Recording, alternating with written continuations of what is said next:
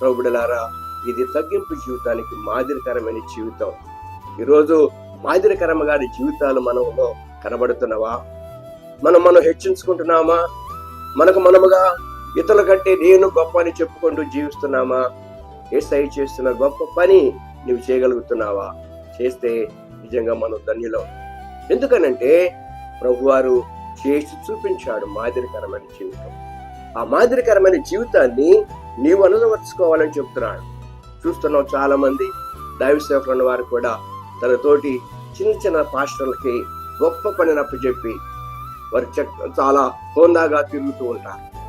ఎందుకంటే నా కింద చాలా మంది పని వాళ్ళు ఉన్నారన్నట్లుగా, వారు సేవకుడని ప్రభు సృష్టించాడని, ఆయనతో నీతో కూడా సమానుడైన వాడని గ్రహించకుండా వారికి అనేకమైన పనులు పెట్టి అనేక రకాలుగా విలాసాలతో జీవించేవారు ఈ దినాలు అనేక మంది దైవజనులు కనబడుతున్నారు.